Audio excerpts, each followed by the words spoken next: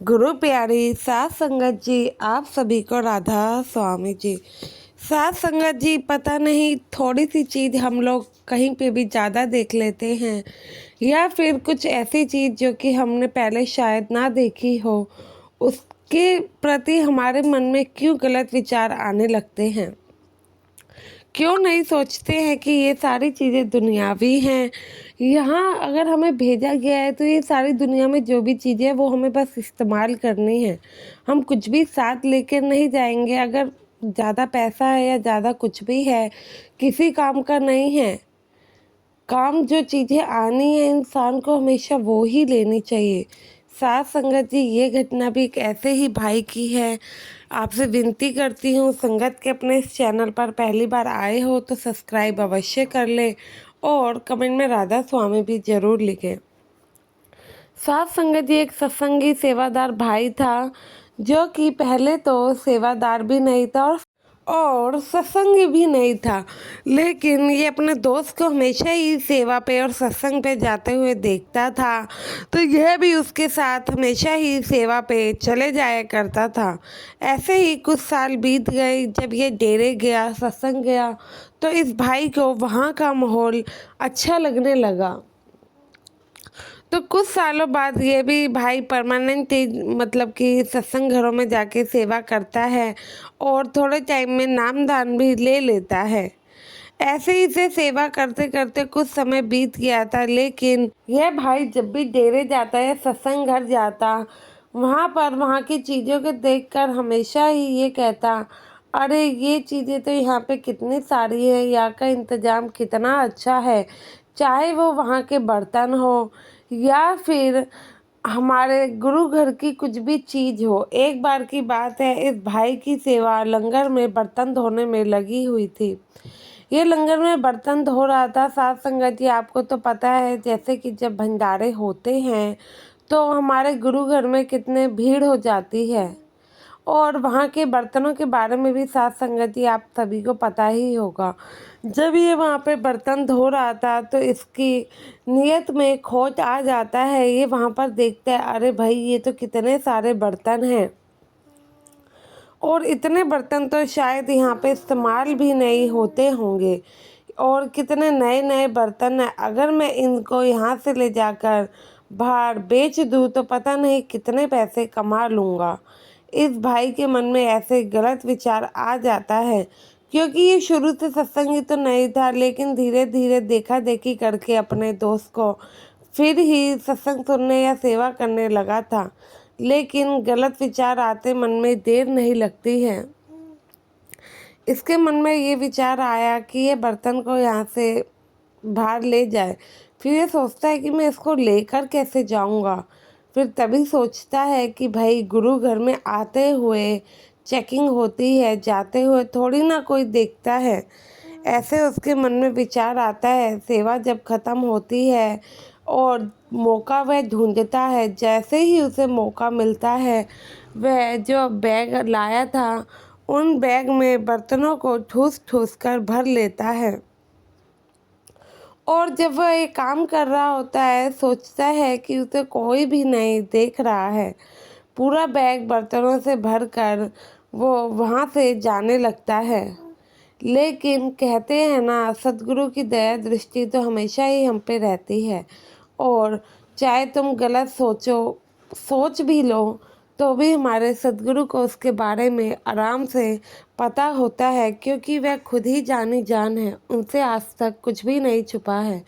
तो वह बर्तनों को लेकर वहाँ गुरु घर से निकल तो जाता है। वहाँ से निकल के वह पार्किंग में बसों वाली जगह पर आता है। अब उसके साथ जो होता है वह देखकर वह खुद भी उसके होश उड़ जाते हैं, और बाबा जी को वह और ज़्यादा मानने लगता है, क्योंकि उसे पहले नहीं पता था कि हमारे सद्गुरु इतने जाने जाने, इतने बख्शनहारे हैं। वो सोचता था कि यह भी कोई ऐसे ही नॉर्मल से बाबा होंगे। लेकिन जैसे ही वो पार्किंग में पहुंचा, बस की तरफ पहुंचा, बस में जैसे ही वह चढ़ने लगता है, उसकी आंखों के आगे अंधेरा छा जाता है। उसे कुछ भी दिखाई नहीं देता है। वह सोचता है कि अचानक ये क्या हो गया है। जब वह बस से बाहर कदम निकालता है फिर से उसे सब कुछ दिखाई देने लगता है। ऐसा कम से कम उसके साथ 3-4 बार हो जाता है। वह 3-4 बार बस में चढ़ने की कोशिश करता है। बस में चढ़ते ही अंधेरा उसकी आंखों के आगे आ जाता है, लेकिन बाहर रोशनी में से सत्संग घर की पार्किंग में सब कुछ साफ साफ दिखाई दे रहा था। ऐसा होते होते वह भाई परेशान हो जाता है। वह सोचता है कि शायद बस में ही कोई दिक्कत है, तो वह बस में बैठे हुए लोगों से बोलता है, क्या तुम्हें भी ऐसा कुछ लग रहा है? तो वहाँ के लोग कहते हैं कि भाई तुम कैसी बातें कर रहे हो, हमें तो ऐसा कुछ नहीं लग रहा है और यहाँ पर सब कुछ ठीक है। अब वह भाई अचानक से डर तो जाता ही है, क्योंकि जैसे ही बस के अंदर कदम रख रहा था उसकी आंखों के आगे अंधेरा छा रहा था, मान लो कि उसे कुछ दिखाई नहीं दे रहा था। अब वो सोच रहा था कहीं मेरे आंखों की रोशनी न चली जाए। अब पर उसको समझ नहीं आ रहा था कि उसके साथ ऐसा क्यों हो रहा है। तो वह सोचता है, नीचे ही बस के पास बैठता है और सोचता है कि ऐसा क्यों हो रहा है, कहीं ऐसा इसलिए तो नहीं कि मैं गुरु घर के बर्तन लेके आ। फिर वह भाई दूसरी बस में चढ़ने की कोशिश करता है और इस बार वह दूसरी बस में चढ़ जाता है। उसे साफ साफ सब कुछ दिखाई दे रहा था। उसके पीछे का कारण ये था कि वह बैग लेकर नहीं चढ़ा था। तो जब वह दूसरी बस में चढ़ता है उसे सब कुछ साफ दिखाई देता है, तो वह एकदम खुश हो जाता है और सोचने लगता है कि शायद उसी बस में शायद कोई दिक्कत होगी, तभी मैं उसमें चढ़ रहा हूँ, तो मुझे कुछ भी दिखाई नहीं दे रहा है। जब वह बस में चढ़ता है तो उसे ध्यान आता है कि वो बैग तो अपना नीचे ही भूल आया है। तो वह बस से नीचे उतरता है और बैग को उठाकर दोबारा से बस में चढ़ता है। जब वह दोबारा से बैग को उठाकर बस में चढ़ता है फिर से उसकी आंखों के आगे अंधेरा छा जाता है। अब इस बार तो उसका दिमाग टोटली खाली हो चुका था। अब समझ ही नहीं आ रहा था ऐसा हो क्यों रहा है। फिर ये थोड़ी देर नीचे बस के पास बैठता है और ध्यान लगाता है कि ऐसा बार बार ही क्यों हो रहा है कि मैं बिना बैग लिए चढ़ा तो आराम से मेरे को सब कुछ दिखाई दे रहा था, लेकिन बैग के साथ मुझे क्यों कुछ दिखाई नहीं दे रहा था। तो वह भाई सोचता है कि क्या पता मैं गुरु घर के बर्तन लाया हूँ इसलिए तो ऐसा नहीं हो रहा है। तो फिर वह अपनी बस में वापस जाता है और दोबारा से बैग नीचे रखकर चढ़ता है, तो दोबारा से उसे सब कुछ साफ दिखाई देता है। अब वह समझ चुका था कि ऐसा उसके साथ क्यों हो रहा है। तो वह नीचे बस से उतरा तो वह बैग को लेकर गोद में रोने लगता है और बाबा जी से माफ़ी मांगता है। कहता है, हे बख्शनहार बख्श दो, मैं तो आपको ऐसे ही समझता था, मुझे नहीं पता था आप इतनी बड़ी ताकत हो।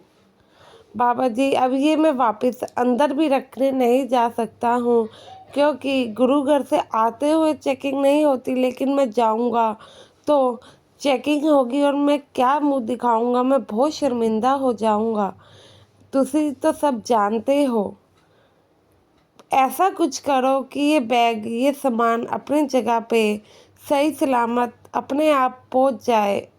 वह बाबा जी से अरदास कर ही रहा होता है, इतने में उसके पास एक सेवादार भाई आता है और कहता है कि भाई साहब लगता है कि हम लोगों के बैग आपस में बदल गए हैं।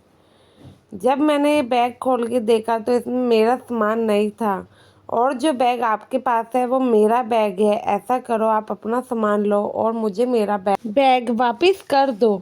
यह देखकर वह भाई अचंभित हो गया और कब उसका बैग बदला उसे पता ही नहीं चला। साथ संगत जी वहाँ पर ज़्यादा भीड़ भी नहीं थी। जब वह सेवादार भाई इस भाई का बैग लेकर गया तो ये सेवादार भी उसको देखने लगा, लेकिन उसी समय वह सेवादार भाई से कहीं दूर दूर तक नहीं दिखा। तब ये समझ गया कि गुरु में सच में कितनी ताकत है, जो इतनी दुनिया हमारे बाबा जी को माथा टेकती है। और वहीं पे बिलख कर रोने लगा, माफ़ी मांगने लगा कि हे सच्चे बादशाह, पता नहीं मैं कैसे गलती कर बैठा था। साथ संगत जी कभी भी किसी भी चीज़ को देखकर, मान लो आप किसी के घर जाते हो, उनके घर में आपके घर से कुछ ज़्यादा अच्छी चीज़ें हैं, या कहीं पर भी जाते हो, कहीं पर भी कभी भी आपके मन में लालच या बुरा विचार नहीं आने चाहिए। यह सब चीज़ें सिर्फ इस्तेमाल की है, थोड़े समय के आनंद की है। कुछ भी आप लोगे वो थोड़े टाइम ही आपको आनंद दे पाएगा। दुनिया से मुक्ति आपको कोई नहीं दिला सकता है। भले ही कोई आपको ना देखे गलत काम करते हुए, ऊपर वाला तो हमेशा ही आपको देखता है। तो इसलिए जो आपके पास है उसमें खुश रहिए, कभी भी किसी चीज़ का घमंड मत दिखाइए। जो आज आप पे है उसका भी आपको घमंड नहीं देना रखना है। जो भगवान ने देना है, वो जो दे सकता है तो वो वापस ले भी सकता है। तो साथ संगत जी, आशा करती हूँ ये साखी आपको पसंद आई होगी। इस साखी से आपने भी बहुत कुछ सीखा होगा। साथ संगत जी, संगत के अपने इस चैनल को सब्सक्राइब ज़रूर करें और संगत तक ये वीडियो को ज़रूर पहुँचाएं जी। गुरु प्यारी साथ संगत जी, आप सभी को राधा स्वामी जी।